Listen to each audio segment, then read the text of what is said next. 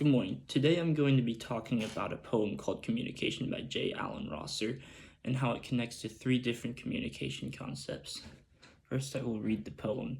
This color was never stirred in a can. It's like the underside of God's tongue. The very thought of reproducing it is like saying, I want this room done, and that woman's laugh after a joke that was only mildly funny, but you love the person who told it and not the one who laughed equally.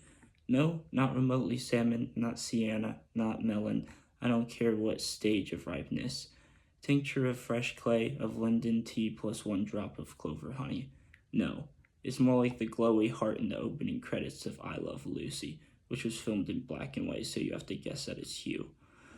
But that's the color it would have been. It's like the imagined defying the real in an unusually confrontational way. Once you've seen it, a kind of zen descends like a cape over your shoulders.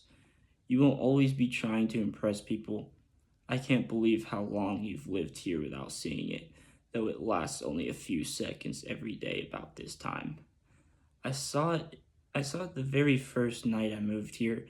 Stand over there, look toward the city, but only peripherally. This way, don't face it full on, turn slightly left, there, breathe shallowly. Look up without tipping your head back. Now you're too tense. You're not trying. No, the light has changed. It's gone. So I will be talking about the three communication concepts. My first that I'll discuss is perception. Then secondly, I'll be talking about nonverbal communication. And lastly, I will explain identity management. My first main point is perception. According to Floyd 2017, perception is the process of selecting, organizing, and interpreting information from the world around us. Even though people may experience the same event, they often perceive it differently because each person brings different experiences and perspectives to the situation. The entire poem revolves around perception. The speaker sees a color that they believe is beautiful, but they struggle to describe it. Instead of giving a simple explanation, they compare color to many different things. For example, the speaker compares the color to a woman's laugh, fresh clay, tea with honey, and even the glowing heart from the opening credits of I Love Lucy. None of these things are actually colors, but they help communicate how the color feels to the speaker. I think this is a great example of perception because it shows that people often understand experiences based on personal associations. Someone who has never experienced those things may not understand the color in the same way that the speaker does. The poem also suggests that perspective matters. Near the end of the poem, the speaker tells the listener exactly where to stand and where to look. The poem also suggests that perspective matters. Near the end of the poem, the speaker tells the listener exactly where to stand and where to look. The speaker states, stand over there, look toward the city, but only peripherally. This shows that perception is not always automatic. Sometimes changing where we look or how we think allows us to notice things that were there all along. Overall, perception plays a major role in the poem because the speaker is trying to help someone else experience the world from a different point of view. My second main point is nonverbal communication. Floyd 2017 explains that nonverbal communication includes messages that are sent without words. These messages can come from facial expressions, body movements, appearance, tone of voice, and other behaviors. What I find interesting about this poem is that it is about the limitations of words. The speaker spends most of the poem trying to explain something that language cannot fully capture. Several times, the speaker rejects possible descriptions. The poem says, no, not remotely salmon, not sienna, not melon. The speaker keeps trying different words, but decides that none of them accurately communicate the experience. Instead, the poem relies heavily on imagery and feelings. Rather than directly telling the audience what the color looks like, the speaker creates mental pictures and emotional connections.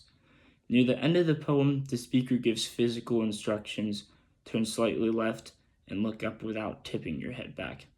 These instructions involve actions instead of verbal explanations.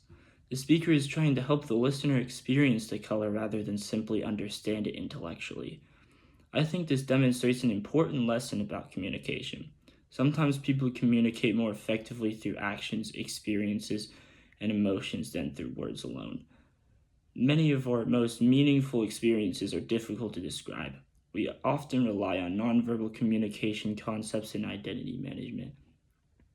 My third main point is identity management. According to Floyd 2017, identity management refers to how people present themselves to others and how they develop an understanding of who we are.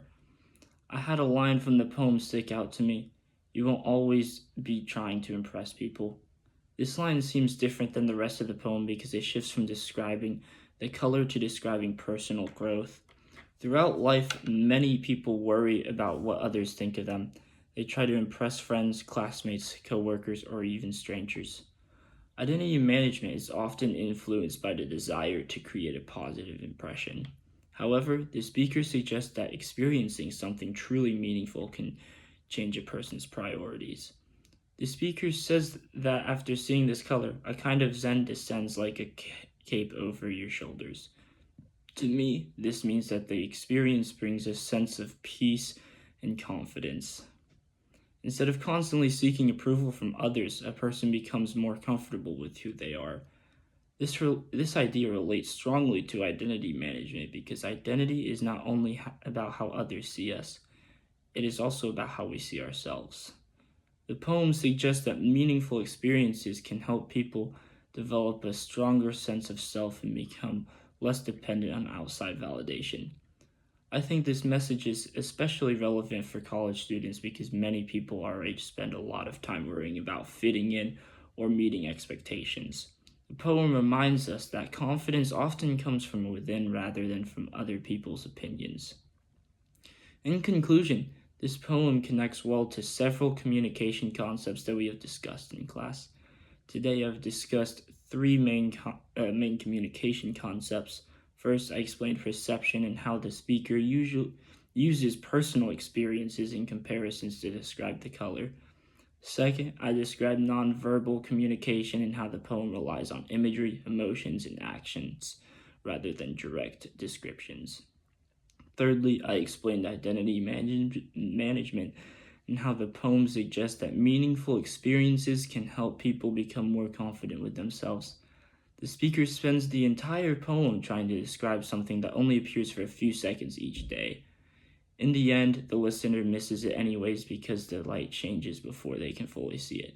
I think that this is the poem's biggest message. Some experiences cannot be perfectly explained, and some moments cannot be recreated. The best way we can do is pay attention, appreciate them while they last, and share their meaning with others through communication. Thank you.